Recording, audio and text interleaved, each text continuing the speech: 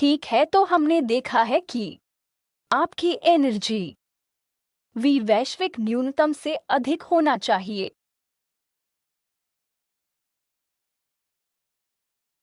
अन्यथा सॉल्यूशन सही मौजूद नहीं है। मैंने आपको एक संकेतक प्रमाण देने की कोशिश कैसे की। यदि आप पी स्क्वायर का एक्सपेक्टेशन वैल्यू ज्ञात करने का प्रयास करते हैं, यह पॉजिटिव होना चाहिए, लेकिन यह ई है अगर ई वैश्विक न्यूनतम वी से कम है।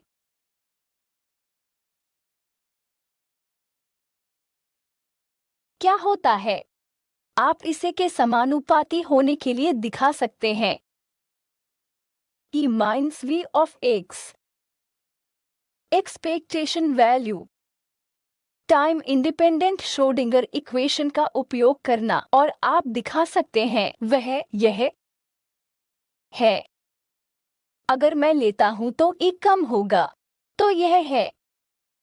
निगेटिव अधिकार सब मेरे साथ हैं, तो इसलिए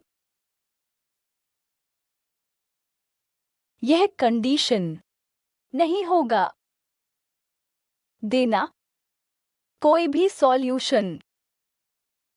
ठीक है, इसलिए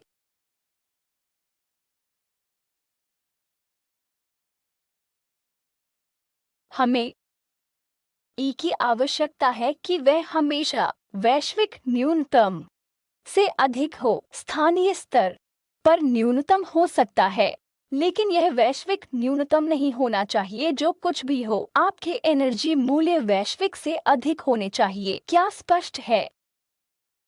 दूसरी बात के बारे में जो मैंने कहा, जो है 1D बाउंड स्टेट गैर पतित है।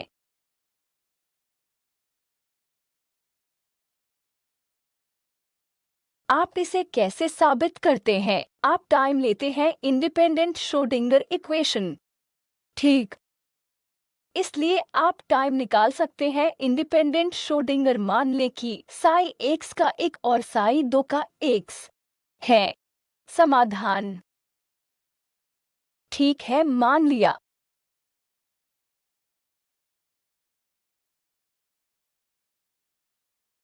विरोधाभास से सिद्ध, तो वे समाधान हैं।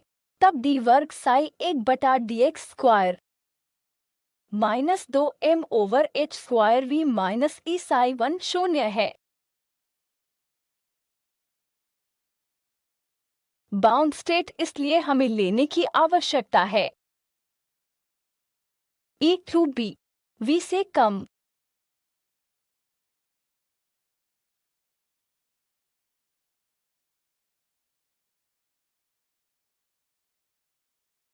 आइए इस कांस्टेंट को देखें। बैरियर क्षमता होने के लिए एनर्जी ले लो से कम बैरियर की पोटेंशियल एनर्जी। इसी तरह आप एक समान इक्वेशन लिख सकते हैं साई 2 के लिए।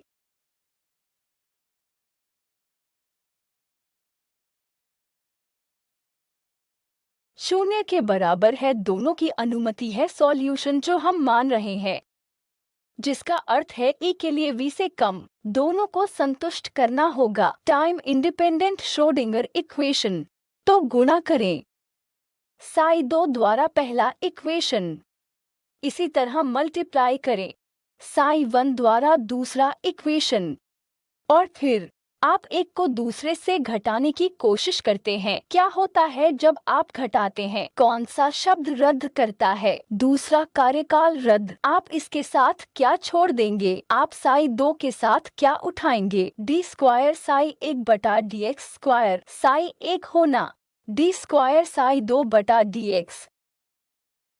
इसे और सरल बनाया जा सकता है डी के रूप में डी एक्स साई 2 का डी साई 1 से D x minus psi 1 D Sai 2 बटा डी एक्स बराबर 0। यह क्या है हमें बताओ। स्क्वायर कोष्ठक। क्या मैं कुछ स्थिर रख सकता हूँ? ठीक है, आप इसे एक स्थिर साई 2 के रूप में रख सकते हैं। डी साई 1 से D x minus psi 1 D Sai 2 द्वारा डी एक्स एक कांस्टेंट है। ठीक है, यह x का एक फंक्शन है और यह सभी x पर मान्य होना चाहिए। x के लिए प्लस या माइनस इन्फिनिटी की ओर झुकाव के लिए हम बाउंड स्टेट सॉल्यूशन देख रहे हैं जहां इसे घातीय रूप से डैम्पिंग चाहिए।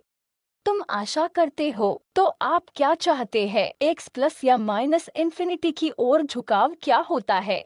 वेव फंक्शन स्वयं शून्य होगा, जिसका मतलब है यह एक कांस्टेंट है। यह x पर भी मान्य होना चाहिए जो 2 प्लस या माइनस इन्फिनिटी की ओर प्रवृत्त होता है। इसलिए बाउंड स्टेट के लिए हम निश्चित रूप से इसे शून्य पर रख सकते हैं। हम इसे बिखरने वाली स्थिति के लिए कर सकते हैं क्योंकि यह दोलनशील विलयन होगा एक बॉक्स नॉर्मलाइजेशन के साथ। जैसा कि मैंने कहा था कि यदि आपके पास कोई सॉल्यूशन है E से I x के रूप में एक ऑसिलेटरी स्टेट के लिए, यह ऑसिलेटरी सॉल्यूशन है। हम एक रूट L डालते हुए एक बॉक्स नॉर्मलाइजेशन करते हैं और फिर हम सभी एक्सपेक्टेशन वैल्यू करने के बाद हम L को इन्फिनिटी ऑसिलेटरी सॉल्यूशन की ओर प्रवृत्त करते हैं। सब कुछ ठीक है। तो ये सब हैं वे स्टेट नहीं जिन पर हम बाउंड स्टेट के लिए विचार कर रहे हैं। बाउंड स्टेट तो वे हैं जहां वेव फंक्शन करती है, गायब हो जाता है, इसलिए ये बिखरने वाली अवस्था है। यह नहीं है। हम क्या देख रहे हैं? विशिष्ट प्रमाण में हम बाउंड स्टेट को देखना चाहते हैं जो प्लस या माइनस इन्फिनिटी पर गायब हो जाता है और हम मान रहे हैं कि यह पतित है और हमें ऐसी कंडीशन मिल रही है। इसलिए इस कंडीशन को और सरल बनाया जा सकता है क्योंकि यह शून्य है। यह पहला पद दूसरा पद के बराबर है तो ठीक है। अति उत्कृष्ट। तो वह क्या है, हमें बताओ। हाँ, तो इसका मतलब है कि आपको x का साई 1 मिलता है जो x के साई 2 के समानुपाती होता है। यह के शून्य के बराबर है। स्वचालित रूप से दिखाएगा कि दो वेव फंक्शन इंडिपेंडेंट नहीं है, वे एक दूसरे के समानुपाती हैं, जिसका मतलब है हमारा प्रारंभिक पॉइंट है कि यह है पतित वैध नहीं है। पतित का अर्थ है कि उन दोनों को रैखिक रूप से इंडिपेंडेंट होना चाहिए, लेकिन हम पाते हैं कि व्यवस्थित रूप से प्रतिस्थापित करते हुए कि वे पतित हैं और इसे श्रोडिंगर इक्वेशन डाल रहे हैं और यह आरोप लगाते हुए कि वेव फंक्शन प्लस या माइनस इन्फिनिटी पर गायब हो जाता है। बाउंड स्टेट के लिए के को शून्य होने के लिए बाउंड स्टेट है और यह कंडीशन स्वचालित रूप से दिखाएगा कि x का साई एक x के साई 2 के समानुपाती है, जो ये दर्शाता है गैर पतित बाउंड स्टेट।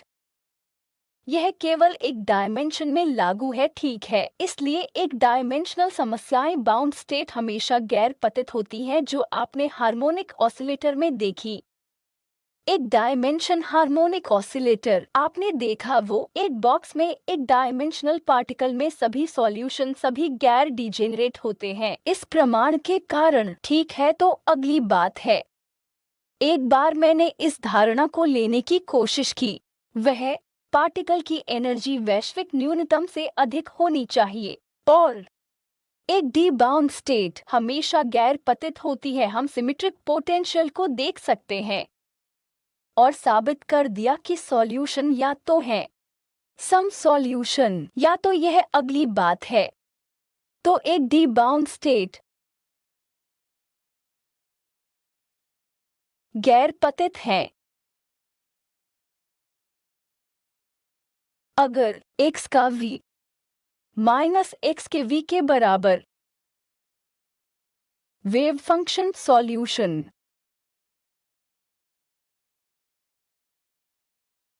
होना चाहिए। दोनों में से एक ऑड फंक्शंस। x का विषम फंक्शन क्या है? साई माइनस x के माइनस साई के बराबर है, या यहाँ तक कि फंक्शन x का साई बराबर माइनस x का प्लस साई के बराबर। यही हम फिर से साबित करना चाहते हैं कि आप इसे कैसे साबित करते हैं। श्रोडिंगर इक्वेशन को फिर से ले। श्रोडिंगर इक्वेशन ले हैमिल्टनियन, जो का एक फंक्शन है p और x। p ऑपरेटर और x ऑपरेटर बहुत सटीक होने के लिए हम पाते हैं कि यह वैसा ही है जैसा h का p माइनस x के साथ। चूंकि x का v माइनस एक्स के v के समान है। हम पोटेंशियल के इस वर्ग को देख रहे हैं। उदाहरण में से एक हार्मोनिक ऑसिलेटर है, अन्य उदाहरण एक सिमेट्रिक है डिब्बा, जिसका संकेत मैंने पिछले लेक्चर में दिया था, और तीसरा उदाहरण है आपका डबल डेल्टा पोटेंशियल, जिसे हम हल करने में सक्षम हैं। आज लेक्चर का शेष आधा।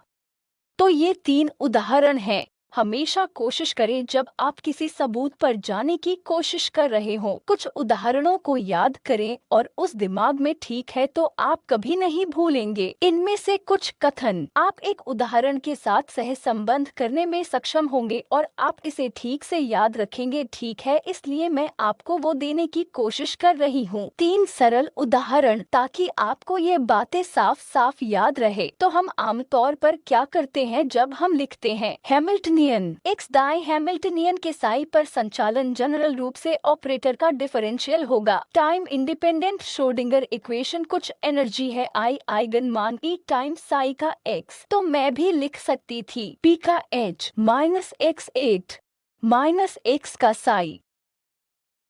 मैं बस x को घटाकर x में बदल रहा हूँ और कुछ नहीं, ठीक। इसलिए अनुमति है, क्योंकि यदि आप स्पष्ट ऑपरेटर लिखते हैं यह पोजीशन प्रतिनिधित्व में, हम पाते हैं कि पोटेंशियल यह प्रॉपर्टी है, तो हम कर सकते हैं इसे इस तरह से लिखें जब एनर्जी आइगन वैल्यू इसे इंडिपेंडेंट करती है। इस बात की परवाह करें कि आप किस पोजीशन को देख रहे हैं। तो यह क्या है? यह इक्वेशन और कुछ नहीं। इस संपत्ति के कारण यह कुछ और नहीं, बस वही है। माइनस एक्स के साई पर हैमिल्टनियन ऑपरेटर माइनस एक्स के साई के ई के बराबर है, ठीक। आप सभी सहमत हैं? तो इस गुण का उपयोग करके यह इक्वेशन मैं एक लिखने की कोशिश कर सकती हूँ इस रूप में। तो यह आपको क्या बताता है? एक्स का साई एक सॉल्यूशन है, माइनस एक्स का साई भी एक हल है। एक्स का साई और माइनस एक्स का साई सॉल्यूशन है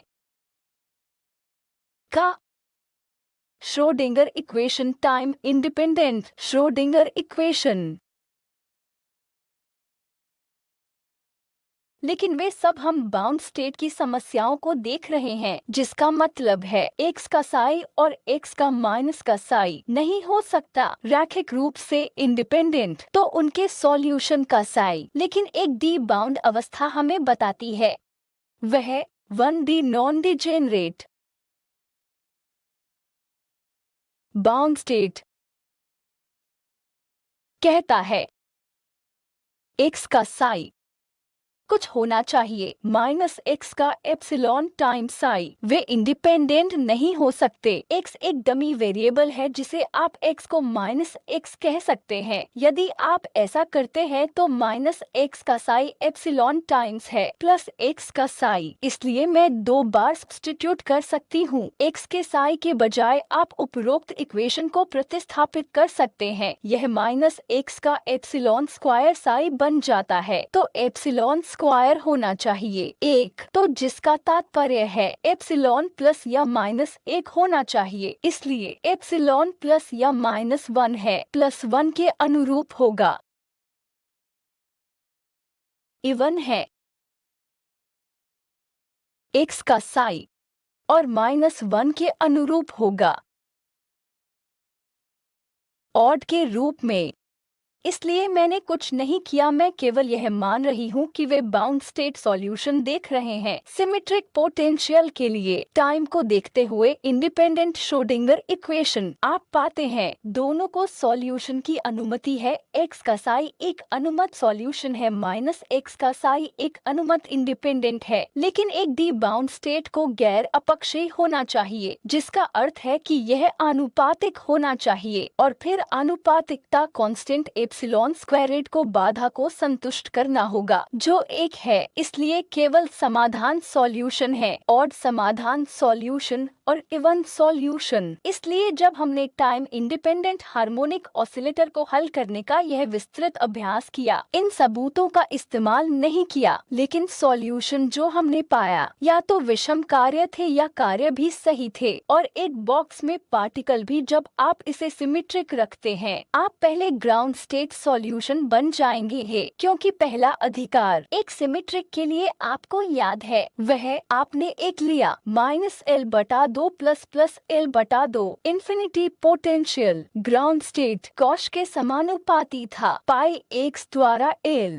उसी प्रकार पहला उत्तेजित स्टेट sin 2 पाई x/L के समानुपाती है।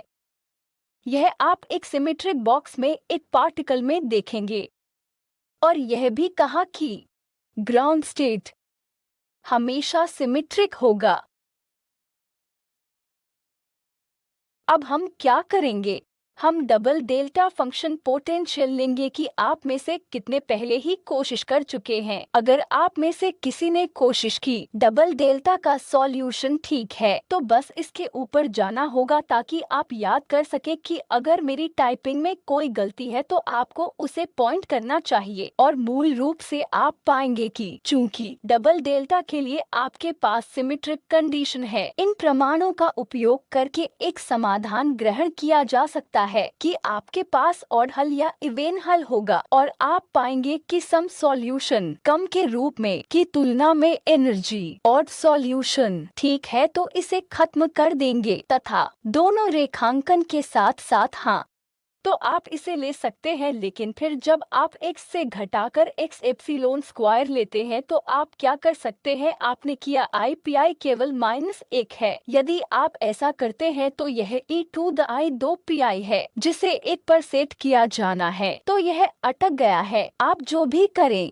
प्रकृति जानती है कि जब आप श्रोडिंगर इक्वेशन करते हैं तो यह हर्मिट बहुपदों को चुनता है जो ऑड फंक्शन या इवेन फंक्शन भी होते हैं। यह सुंदर होगा। एक सिर्फ कठोर गणित, दूसरा इस तरह के सरल प्रमाणों से है कि आप उसे दिखा सकते हैं। आपकी सिमेट्रिक पोटेंशियल को केवल के लिए अनुमति देनी चाहिए, ऑड सॉल्यूशन या एक इवेन सॉल्यूशन भी नहीं। तो वह क्या कह रहा था कि मुझे उस शीट को दोबारा डालने दो, मुझे नहीं पता कि यह गलत वर्तनी है, मुझे देखने दो। आशा है कि ऐसा होगा जो वह कह रहा था कि इस एप्सिलॉन के बजाय जो कि प्लस या माइनस होना है, यह एक जटिल फेज फैक्टर क्यों नहीं हो सकता है। लेकिन मैं उसे जो बताने की कोशिश कर रहा था वह यह है कि आपको एक होने के लिए अपने एप्सिलॉन वर्ग की आवश्यकता है। यदि आप एक जटिल फेज कारक ले कि 2 प्रति से आई साइन और वह एक नहीं है के लिए या एक आर्बिट्रेरी फाई, जब तक फाई को पाई नहीं माना जाता फेज फैक्टर, यदि आप फाई को पाई होने के लिए लेते हैं तो यह केवल प्लस या -1 है। ठीक है, तो वार्म अप के साथ मैंने सोचा था कि डबल डेल्टा फंक्शन पोटेंशियल प्राप्त करें, बस इसे स्पष्ट करने के बजाय बहुत अधिक जटिल समीकरण डालना। मैंने सोचा कि मुझे इसे लगाने दो, एक पॉइंट या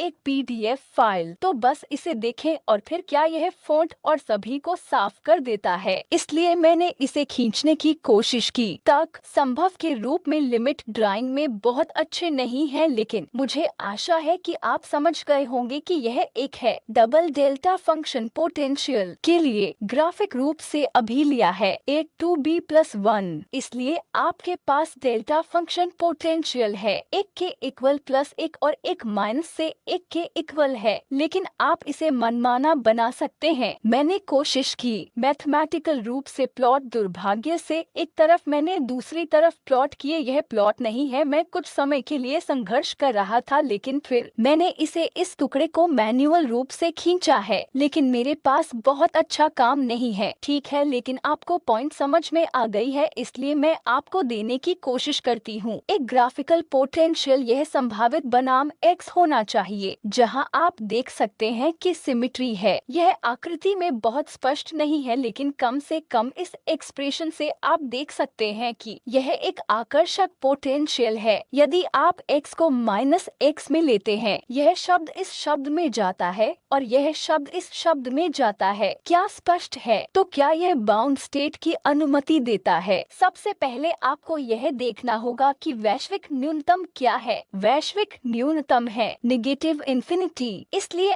आपकी एनर्जी प्लस या माइनस इन्फिनिटी पर स्थानीय न्यूनतम से कम हो सकती है, तो आपके पास ही नेगेटिव हो सकता है और आपको मिलता है बाउंड स्टेट। ठीक है, इसलिए बाउंड स्टेट के कंडीशन को याद करें और आपको वैश्विक न्यूनतम से अधिक होना चाहिए। यह भी ध्यान दें कि पोटेंशियल एक सिमेट्रिक पोटेंशियल है, इसलिए मैं आपके लिए पहले ही साबित कर चुका हूँ कि सिमेट्रिक पोटेंशियल के लिए एक दी बाउंड स्टेट है। अब हम बाउंड स्टेट को देख रहे हैं। वेव फंक्शन गैर पतित होना चाहिए और यह या तो विषम कार्य या कार्य भी होना चाहिए। हम इस संपत्ति का उपयोग करने जा रहे हैं जब हम हल लिखते हैं। अब हम आंख बंद करके सॉल्यूशन नहीं लिखेंगे, अब हम इसे वापस शामिल करने जा रहे हैं। ठीक है, तो बाउंड स्टेट की कंडीशन होगी एनर्जी 0 से कम होनी चाहिए, क्योंकि प्लस या माइनस इन्फिनिटी पर एनर्जी होती है। पोटेंशियल 0 है, इसलिए आपके पास हो सकता है एक समान सॉल्यूशन। आप इसे एक शासन में विभाजित कर सकते हैं, क्षेत्र 1, क्षेत्र 2 और क्षेत्र 3। और क्षेत्र 2 आपके पास यह हो सकता है कॉश अतिशयोक्तिपूर्ण अल्फा x और ई से अल्फा x के लिए एक लीनियर कॉम्बिनेशन नहीं है, क्योंकि यह एक होना चाहिए सिमेट्रिक इवेन फंक्शन। और इसी तरह क्षेत्र 1 और क्षेत्र के लिए 3 मोड x a से बड़ा है, आपके पास एक होगा सिमेट्रिक फंक्शन। वही भी क्षेत्र 1 और क्षेत्र 2 में दिखाई देगा, तो आपको a b e को माइनस अल्फा में डालने की जरूरत है। x